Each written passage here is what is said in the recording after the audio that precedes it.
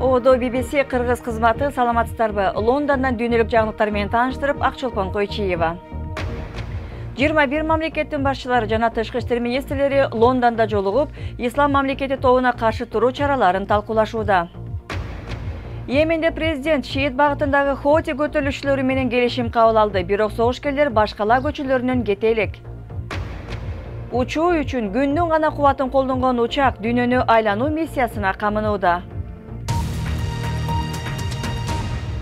21 мамлекеттен келген лидерлер менен тышкы иштер министрлери исламдык экстремизм көйгөйүн чечүү тууралуу Лондондо акылдашууда. Жыйынды Британиянын тышкы иштер министри Филипп Хаммонд жана АКШ мамлекети катчысы Джон Керри жетектөөдө. Ислам мамлекети деп аталган топту жок кылуу зарылдыгын коалиция айкын сезип турат, деди Джон Керри. Өздөрүн ислам мамлекети деп атаган топко каршы түзүлгөн коалиция аба соккуларын улантууда. Америкалык USS Carl Vinson кемесинин учактары акыркы 3 айда кеминде 1000 жолу аскерий операцияларды өткөрүштү. Эми Лондон шаарында коалицияга мүчө болгон өлкөлөр экстремисттик топко каршы стратегиясын талкуулоодо. Англиянын премьер-министри Филипп Хаммонд биз ислам мамлекети тобунун финансы булактарын жана аларга кошулам деген согушкерлердин саякаттоосун токтотушубуз керек деп билдирди. Бирок адистер аба соккулар менен кошо жөө аскерлер жөнөтүлсө гана экстремисттик топту токтотсо болот деп айтышууда. Ирактын армиясы азырынча ислам мамлекети тобуна каршы туруштук берүүгө толук даяр эмес. Бул карта Ирак жана Сириядагы экстремисттик топко каршы аба соккуларды көрсөтөт. Коалициялык күчтөр ислам мамлекетинин согушкерлери топтолгон аймактарды бутага алган. Бирок экстремисттик топ дале көп аймакты көзөмөлдөйт. Францияда орун алган террордук чабуулдардан кийин дүйнөлүк коомчулук экстремизм жана экстремисттик топторго көңүл бурууда. Эми батыш өлкөлөрүнүн бул топторго жооп кайтаруусу күтүлүүдө. Йеменде шиит багытындагы Хоти көтөрүлүшчүлөрү Сана шаарындагы негизги түйүндөрдү кармап турат. Кечээ жетишилген келишим боюнча алар өкмөт күчтөрү менен кармашууну токтотуп, шаардан чыгууга макул болгон. Президенттин резиденциясын курчоону токтотуп, администрация башчысынын бошоткону үчүн Хотилер өкмөттүк бардык тармактарга кирүүгө мүмкүндүк алган. Йемендин баш каласы Сана шаарын ким көзөмөлдөп турганы анык. Көчөлөрдөгү бекеттерди шиит Хути кыймылынын согушкерлери башкарып, Америка өлсүн деген баннерлер да көзгө чурайт. Бирок алардын максатын эч ким билбейт. Хутилер Ирандын камчысын чапкан кыймылбы? Алар өлкөнү башкаргысы келеби деген суроолор бар. Йемендин президенти Абд Рабух Мансур Хади аргасыз кол койгон келишимге ылайык өлкөдө кыймылдын таасири көбөйгөн. Бирок президент кызматтан түшкөн жок.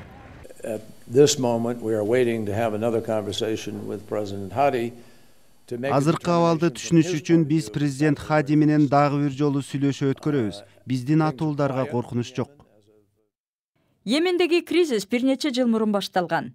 1992 жылы Хути кыймылын ушул адам негиздеген. Ал шиит сектасына таандык Заидилердин башчысы. 2004 жылы кыймылды өлкөнүн мурунку президенти Али Абдалла Салех кысымга алган.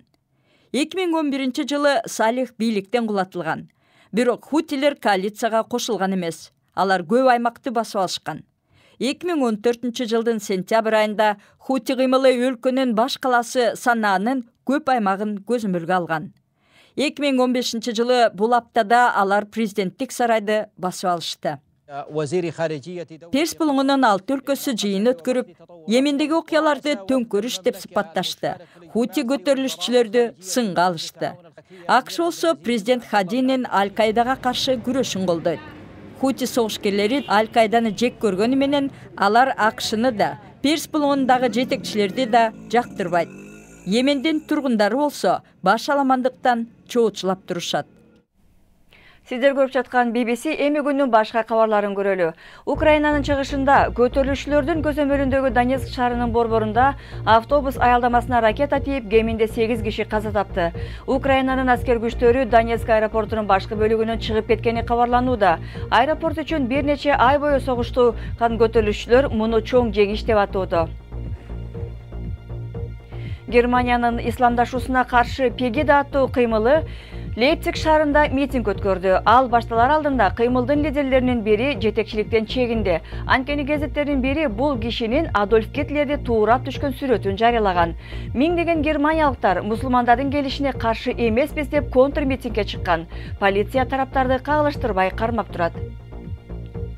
Ирандын жогорку лидери Аятолла Али Хаминей европалык жана түндүк америкалык жаштарга кат жолдоп, батыш кызыкчылыктарында ислам менен мусулмандарды жаманатты кылып жатышат деп айткан. Ал Париждеги чабуулдардан улам кат жазганын айтты.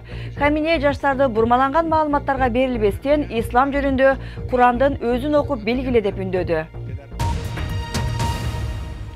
Жалаң күндүн энергиясын колдонгон Solar Impulse 2 деп аталган учакты Абу-Дабиден учуруп, бүт дүйнөнү айландырып чыгуу планы ишке ашырылууда. Канаттары 72 метр болгон учактын жазылыгы Boeing 747 менен тең, бирок салмагы жеңил машиненикиндей. Учактын буга чейинки түрү Американы айланып чыккан эле. Boeing 747 учагынан чоң, бирок үй бүлөлүк унаадан жеңил. Бул учак бир нече жумадан кийин жалаң күндүн энергиясын колдонуп дүйнөнү айланып чыгат.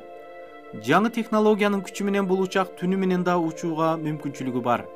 Ошол себептүү учактын ар бир бөлүгү жеңил материалдан жасалган. Күндүн энергиясын топтогон батареялар да абдан жеңил. Топтолгон энергияны туура колдонуш үчүн ар бир материал жаңы технология аркылуу жеңил жасалган. Учак азыр Бириккен Араб Эмираттарында даяр турат. Аны швейцариялык учкуч Бертранд Пикард жана швейцариялык инженер Андре Боршберг башкарып абага чыгарат. Учакта колдонулган жаңы технологияларды эмитеден эле башка индустриялар өздөштүрүүдө.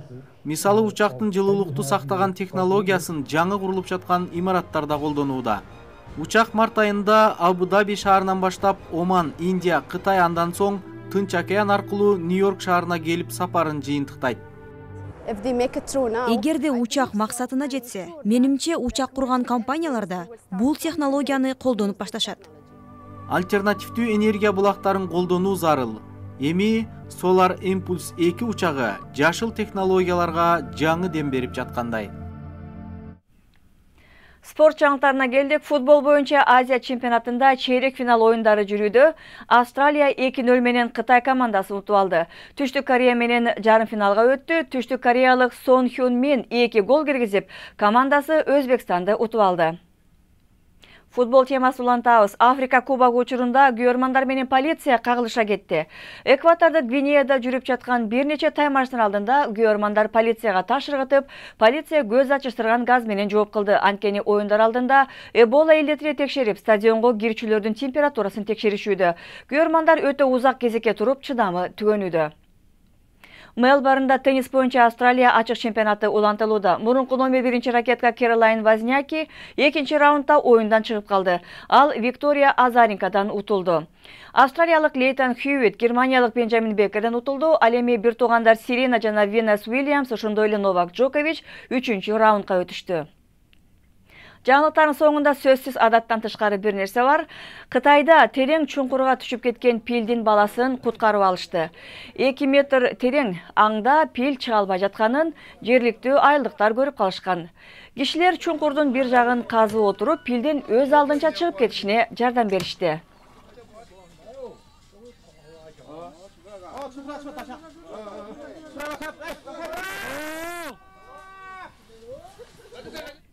Айтмакчы, пилдин баласы эмне дейт, билсеңер айтып коюңуздар.